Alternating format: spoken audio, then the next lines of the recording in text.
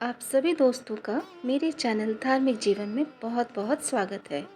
अगर आप मेरे चैनल पर नए हैं तो मेरे चैनल को ज़रूर सब्सक्राइब कर लें और बेल बटन को प्रेस करना बिल्कुल ना भूलें।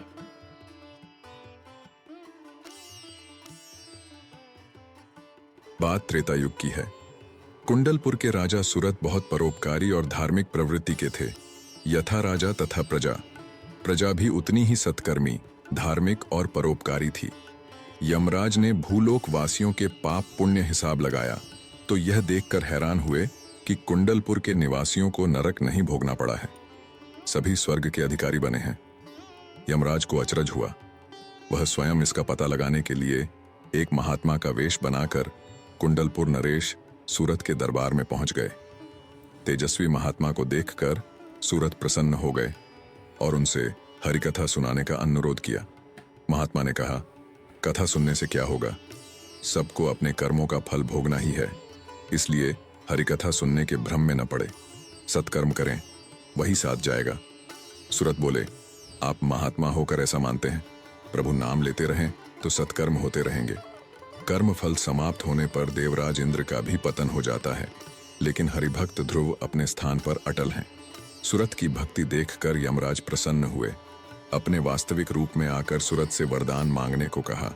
राजा ने मांगा, जब तक हरि के दर्शन न हो जाएं, तब तक मेरी मृत्यु न हो। यमराज ने बताया कि जल्द ही भगवान विष्णु का रामावतार होगा। प्रभु उस युग में मानव लीला करेंगे, उन्हीं के रूप में तुम्हें हरि के दर्शन होंगे। शीघ्र ही राजा सूरत को सूचना मिली कि अयोध्या के राजा दशरथ के यहाँ श्री राम का अवतार हो गया है।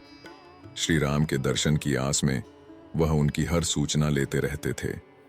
जब प्रभु ने राज सिंहासन संभालने के बाद अश्वमेध का घोड़ा छोड़ा तो सूरत को अपना मनोरथ पूरा होता नजर आया।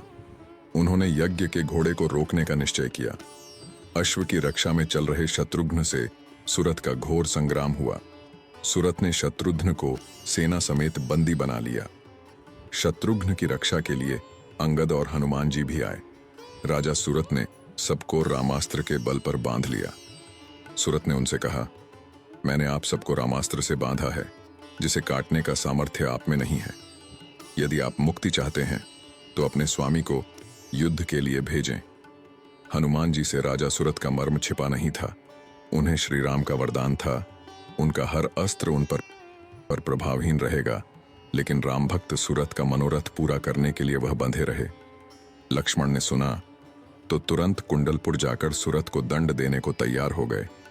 श्री राम ने लक्ष्मण को रोका और कहा, बिना मेरे गए यह विघ्न नहीं टलने वाला।